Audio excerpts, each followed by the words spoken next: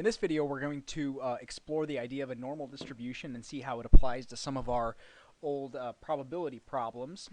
Now, the normal distribution is so called because it is quite normal, or at least it represents the normal lifestyle that we have, and we'll see how that happens here shortly. So first of all, when we think about probability distributions, like the normal distribution, we have to, first of all, remind ourselves about what a distribution is. So a distribution, if you recall, is probability distribution, is when I'm plotting two axes, and one of those axes represents or measures the probability of an event, while the other one measures the values of the event, or values slash outcomes of a random variable. So I'll just say of an RV. Okay, well, let's say the random variable is x equals the number of heads in two coin tosses. So we know that x is going to be in the set 0, 1, 2, and that's it. So in other words, you could get 0 heads, 1 head, or 2 heads. So our events here will be 0, 1, or 2. So those are the three possibilities for what can happen. Now, we also know that if we carry this experiment out, that the probability that we get exactly 1 head and 1 tail, well, first of all, 0 heads is the probability that we get all tails. Well, that's 50% of the time we're going to get tails, and 50% of the time on the second try we're going to get tails. So 50% and 50% is 25%, and so 25% of the time we'll get 0 tails. Same thing for two heads, because 50% times 50%. But now getting 1 head and 1 tail, that can happen in 2 different ways, and each event has a probability of 25%. So the net probability of getting that event is 0.5 or 50%. Okay, so this is a probability distribution. It shows us the values or outcome values of a random variable on the horizontal axis and gives us the probability on the vertical axis. Well, what happens if we started to look at this as n approaches infinity? So n is the number of trials. So n in this case would be 2. Well, if we toss the coin 3 times, how would that look, given that the probability of a success is 0.5? Well, let's take a look at this in the context of the binomial distribution. And so what I'm going to pull up in my GeoGebra screen is I'm going to pull up the probability calculator, and hopefully that'll pop up here soon. So there it is, and I'm going to pull up the binomial distribution. Probability of success is 0.5, and so right here I can just verify that if I have 2 trials, the probabilities are 0.25, 0.5, and 0.25 of getting 0, 1, and 2 successes. In other words, getting 0, 1, or 2 heads out of 2 coin tosses. Now, I can also start to look at, well, what happens as n gets bigger? Well, there's n if there's n equals 10, and we do notice that it is fairly symmetrical. It is almost kind of what we would describe as bell-shaped. But we don't really see that until we really start to pick a large number of values. For example, 100 events. So if you were to toss the coin 100 times, well, the center or the mean of this distribution is going to be 50, because you would expect to get 50 heads in 100 coin tosses. And then, of course, there's a likelihood, or smaller likelihood, as you go out to looking at, for example, getting 60 heads. Between 40 and 60 heads, there's a 96% chance. But if I want to look at, like, what's the probability I get between 55 and 60 heads in 100 tosses, that's only 0.1665, and getting just 59 or more, I can also try to simulate that as well. Oops, see if I can get that higher. I don't know if it'll let me. There we go. So getting 60 or more tail heads is very, very, very unlikely in 100 tosses. Now, I can also look at this for 1,000 and should notice that that's even more of a bell curve type shape. It's just really, really spread out because we have 1,000 events. Okay, well, what happens if I change the probability? I mean, this was probability of 0.5, so that was halfway. What if I change this to something like, I don't know, 0.3? Well, obviously that's going to skew the distribution, and as I take more and more trials into account, like 10, okay, it's starting to look a little cleaner. 100, okay, wow, check that out, it's normal again. and by the time we get 1,000, we have a very nice normal distribution. Okay, let's start off with something that's extremely skewed, like, I don't know, maybe 0.9 probability of success. Well, that's very, we'd say, left skewed. The tail goes off to the left, and you have the majority of your probabilities loaded in 4 or 5 successes because the probability of success is so high. Well, if I change this to 10, doesn't look much cleaner, but if I change this to 100, it begins to look normal already. Still a little unsymmetric, but by the time we hit 1,000 trials, even that looks nice and neat. So this is why we call this type of distribution that we're going to be dealing with in this section, this is why we call it a normal distribution. Because as, first of all, for a binomial event, as the number of trials gets larger and larger, then the shape of the distribution approaches this bell-shaped curve, which to us just seems normal. So it's kind of magical in that sense. Can you see why we call it normal? Well, it just happens normally. It happens naturally. And also, the normal distribution kind of majestically, if you will, describes things that happen in the real world naturally. Kind of like pi. Pi is this mysterious constant that always pops up. And it's really quite interesting and beautiful how that works. In general, a normal distribution records the densities of continuous random variables. Of continuous, that's the key word here. We're looking at variables that can take on any value between, some lower value and some upper value. So, and rather than measuring probability along this axis, we measure what's called density. And I won't go into why we do that here, but now we're talking about smoothed functions. And now we don't have bars, but imagine having infinitely many little bars in here. And if you have infinitely many of them, the shape, you almost can't see the bars anymore. Just like when we were looking at that distribution, you can't really even see the bars here whenever you're looking at 1,000 trials, even though we know they're there. So we have density here, and then we have the outcome or measurement over here. So maybe this could be people's heights, for example. Heights are pretty normally distributed across the world, and in different countries in particular. There's a mean height, and then everybody's height kind of varies. Not everybody's the same height, but a lot of the bulk of people, you can notice that density kind of goes one and one with probability.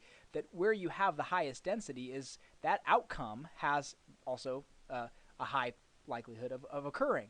The only difference is that if you have infinitely many outcome values on a continuous interval, like from 0 to 100, and you can literally get any number between 0 and 100, then the probability of getting any one number is technically 0. So we talk about areas under the curve, so that's why density works out, because if I take the area under a curve between two outcomes, let's say x1 and x2, then what I've just discovered or found is the probability that x takes on a value between x1 and x2, and that is some number between 0 and 1. Okay, so actually if you found the area under the entire curve from negative infinity to positive infinity, you get an area of exactly 1. So part of the reason why we deal with the densities is it's nicer to work with, and it does represent an area under the curve. How do you find these? Well, they're a lot harder to find without using some integral calculus, which we won't go into in this class. So area under the curve represents probabilities, can be shown with integral calculus, but so does area under the binomial distribution, if you think about it. When we draw the binomial distribution for 3 outcomes, where x is the number of heads and n is equal to 2 tosses, then we notice that there were probabilities of 0.25 and 0.5. The likelihood that you get 0 heads is 25%, and then the probability that you get 1 head is 50%, and then the probability that you get 2 heads is 25%. And here's the thing: these bars, if you think about area, these bars each have area. Well, this is 1 unit wide, right? Because it goes from 0 to 1, and this goes from 1 to 2, so that's 1 unit wide, and this is also 1 unit wide. Okay, well, wait a minute. How do you find the area of a rectangle? Well, you take width times height, or length times width, whatever you want to call it. Well, 0.25 times 1 tells me this bar has an area of 0.25. 1 times 0.5 tells me that has an area of 0.5. So the area is actually just the probability because each of these just has width 1. And you sum up all the areas, 0.25 plus 0.5 plus 0.25 equals 1. And boom, there we have it. Binomial distribution actually also does measure probabilities, except it's much easier to do that than with normal distributions. So how do we work with these guys? Well, first of all, we need to think about, hopefully I can advance this. The distribution has a mean, mu. It has a standard deviation, right? That tells us how spread out the values in that distribution are. And now we might wonder, well, what effects do these really have? Well, if you look at mean on a standard scale, so what I'll do here is I'll just draw a number line, and we'll just say this number line is a distribution of, I don't know, maybe people's heights. Okay, so I can have different distributions in different countries, let's say, and let's just say we're talking about a country that has, you know, maybe shorter people, and so they might have a mean of, let's say, mu equals, I don't know, let's just say this is a really small height, but on average people are maybe 50 inches tall, which is what is that? Just over 4 feet. And so associated with that, there's some standard deviation. Now maybe they're all around 50 inches tall, but they don't vary by too much, and we'll see that relatively speaking. So the amount of spread, sometimes people will draw it this way, and they'll draw a little arrow off to the side here, and they'll say, oh, that is what the average amount of variation is from the average to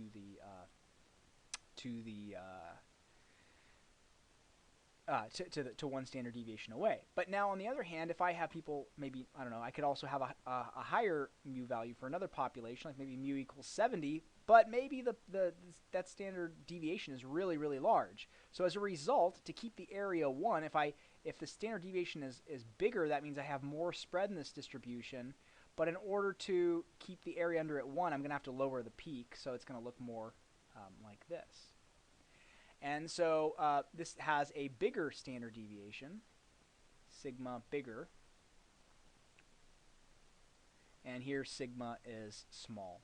So these two properties are all you actually need. Now the mathematical function that models this is quite a horrendous looking function, and we don't often work with it. We often use calculators to calculate these probabilities. But just to show you, in GeoGebra you could actually just pull up normal distribution. You can play around with this and you can say, alright, if the mean is 50 and the standard deviation is, say, 5, then what's this function going to look like? Well, there it is. That's mean 50, standard deviation 5. Well, what happens if I increase the standard deviation? Well, it's going to make it more spread out, but notice how the peak is also going to come down. Well, actually, you can't see it in here because there's no y-axis being shown, so it always kind of looks consistent. But it's definitely more spread out. Mu equals 50, we're looking at a scale of from 20 to 80, whereas with the standard deviation of 5, we're only looking at a scale from a mean of 50, right in the center of the distribution, and only about to 40 to 60. So the probabilities that we can measure through here, and so since this is symmetric, if I look at the probability from, let's say, 50 to 60, that gives me a probability of about 0.4772, so that's the amount of area under that curve. And if I look at that same area, but from 40 to 50, since this graph is symmetric with respect to its mean, I also get 0.4772. So we can do some pretty cool computations with this, and we will. Alright, so let's just say, as our example, we're going to be talking about adult heights, and we're going to say in this particular population, adults are on average 65 inches tall, and the population has a standard deviation of 5 inches. What is the probability that okay, well, what is this? X. Okay, first of all, I guess X we need to define as X is the adult height measured in inches. And that's probably beneficial to have. And so now I want to find, what's this asking? The probability that somebody's between 56 and 68 inches tall. So the first thing I'm always going to do, and always ask you to do, is to sketch something that describes the distribution. So I know it has a center at mu equals 65, and I also know it has a spread of sigma equals 5 inches. And now I want to find the probability that a person has a height of between 56 and 68 inches. So if I'm going to use my normal distribution calculator, then I just need to specify 65 and 5. And now I can say, okay, down here, I want the probability somebody's between 56 and 68 inches tall. All right, it gives me a shading. I should be able to shade this myself. I should be able to say, okay, well, I want to know what's the probability that somebody is shorter than the average, all the way up to, all the way up to that average there. And this area is actually 0.68, or about 0.68, which means there's about a 68% chance that if I were to randomly select someone out of the population, their height would be between 56 and 68. Alternatively, we could say about 68% of people are going to be between 56 and 68 inches tall.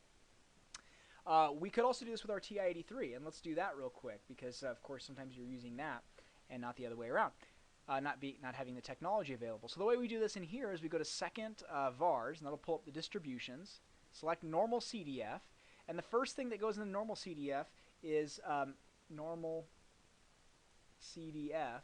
You're going to input your min in the range, so like this would be the minimum value, then the maximum, comma, and then mu, and then comma, and sigma, close the parentheses, press enter. So for us, we want to look at the probability from 56, comma, to 68, comma, with a mean of 65, comma, and a standard deviation of 5. I press enter, and I get 0.68. Is there a little bit of discrepancy? Let's see. 56. Oh, wait. For some reason, this changed on me. I wanted to know 56 to 68. Oh, yeah. So 0.6898. You can see we get exactly the same answer. Here it's only to 4 decimal places, though. Okay, let's ask another question. All right, well, how about from 60 to 65? Well, first of all, I noticed that this encompasses, from 56 to 68, this encompasses more than, or about 3 standard deviations total. So 65 minus 5 gives you 55, and then 65 plus 5 gives you 70. So we're kind of looking at a wide variation of ages here. So if I'm looking for somebody to be between 60 and 65, that probability is probably going to be a little bit smaller because I'm looking at a smaller subset of people within this probability here, right? So 56 to 68, within that is the 60 to 65 range. So again, I'm going to draw this out real quick just so I have it. And so in this case, the distribution is exactly identical. Mu equals 65 is the center, and sigma equals 5 is the standard deviation. And so 60 to 65 would be a little bit of a tighter interval. And I can also see when I draw it, as long as I draw things pretty proportional to one another, this area is smaller than this area over here. Oh, 68, I guess, would be a little bit over off to the side there. And this one only goes from 60 to 65, which is the mean. So I can do it in here as well, 60 to 65, and I'm going to notice that I get 34.3413. And if I do the same thing here, second enter, just change my 56 and 68 to 60 and 65. And what do I get? I get 0.3413, which is the same thing. Okay, next question we could ask is, well, what's the probability that I get that x is greater than or equal to 65? Well, what does that mean? Well, that's the probability that somebody is taller than 65 inches. Now, remember, less than, greater than, or equal to doesn't really matter because the probability of being exactly 65 inches is, relatively speaking, nothing. No, there's zero probability of that.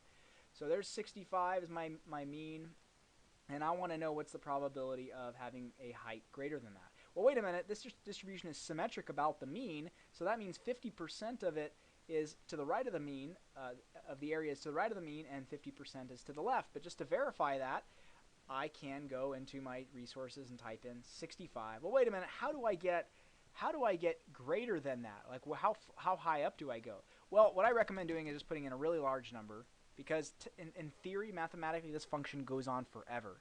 But if you plug in a really large number, like whatever I have here, 1,000,000, then that goes out far enough to where most of the probability has been accumulated. So 50%. And if I want to do the opposite, well, let's look at the next question. So if I wanted to look at the probability that somebody is smaller than 65 inches, I would go up to 65, but then below I could do something like negative 10,000 or negative 1,000,000, just so I accumulate a lot of area there, and I get about 50%. Same thing with my calculator. I could run that same type of gamut on it. Okay, probability that somebody is greater than 75 inches. Again, very similar process. Make that 75, enter, Oops, I don't know what's going on here. 75. Let's try that again. 75. I don't know why this isn't working. Oh, I think I understand why. It's just waiting for us to, for some reason it doesn't like that I'm entering a bigger number than that 70. So 75 to there, and that tells me that there's a very small chance that somebody's taller than 75 inches, and that makes sense because if on average people are 65 inches and most people lie within 2 standard deviations of the mean, then you're going to have very few people who are taller than 75 inches, which makes sense because not many people are. And okay, well now let's ask some more interesting questions. How would the answers to the above questions change if sigma is equal to 2? Well, now we have a tighter fitting distribution, right? Sigma is 2.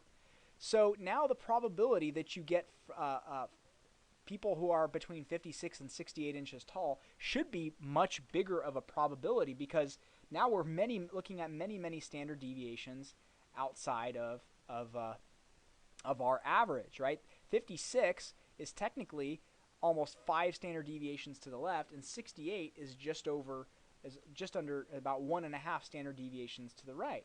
So 56 to 68, you can see that's a big portion of the curve, especially since the spread is so small. So the answer to our questions is going to be, well, if the farther out you are, like probability greater than equal to 65 is still going to be 50% because our mean hasn't changed. Probability of getting somebody taller than 75 inches is going to be 0 because that's 75 inches is, if sigma is equal to 2, 75 inches, that's somebody's 5 standard deviations taller than the average person. So that would be extreme. Okay, what would sigma need to be in order for a person to be 70 inches tall and in the 90th percentile of heights? Okay, well, what's this asking? All right, well, let's see. Let me draw this. So first of all, I know that I'm assuming that I know that the average height is mu equals 65 inches. And I'm saying, okay, what would sigma have to be? Well, I'm trying to come up with a sigma value. So in order for a person to be 70 inches tall and in the 90th percentile. Okay, so that means that this person is 70 inches tall and is in the 90th percentile. What does that mean? Well, that means he's taller than 90% of all people. Or, another way of looking at it, only 10% of people are taller than him. Okay, how do I come up with this value? Well, one way to do it is just to experiment. Set your mu value to 65 and then look at the, first of all, we're going to want this to be like negative 100,000 if we're going to be looking at the 0.9. And now I could say, okay, to be exactly 70 inches tall, all right, well, wait a minute, if my standard deviation is 2, then there's a 99% chance that somebody is smaller than 70 inches. I want this to be 90, so what do I need to do? Do I need to make it bigger or smaller? Well, I want to make it bigger because I want more spread in the distribution. And again, I have to enter this all in again.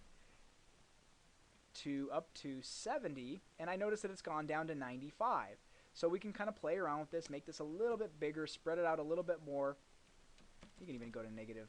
Don't need to go that many decimal places over. 70. All right, we're just on the cusp. So 89, this person is just below the 90th percentile. If they're 70 inches tall and the standard deviation of heights is 4, then it's almost 90%. Well, we tried 3, we tried 4. We could do like 3.9 and see how that fares. And again, do negative 1,000 to 70 and see if we're closer.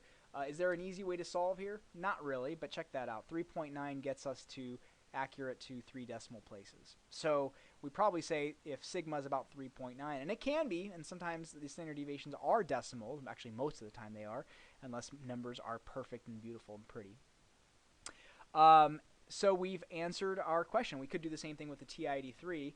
The TI-83, it's a little less messy, I think, because when you enter in your normal CDF information, this is just going to be negative, whatever we want to call it, negative 10,000 up to 70. And we're just going to slowly start varying the standard deviation. Okay, well that means that the area from negative infinity up to 70 is, so anyway, the percentage of people who are up to 70 inches tall, but not excluding, beyond 70 inches tall is 95%. So now I can just go in here and tweak my my sigma value and see, well, now it's 8.8943, which is the same thing we had over here. And I think when we set sigma to 3.9, we were able to get up to 3 decimal. Actually, even a little bit better than that. So, yeah, there are ways that you could analytically solve these types of questions. Is it worth the while? Not really. It becomes more of a math problem than it does a problem-solving problem. So that's it. That we could do a lot of cool stuff with normal distributions. This kind of hopefully gets you familiar with it. And if you take a statistics course, you'll be able to do a lot more with it. So we'll talk to you soon.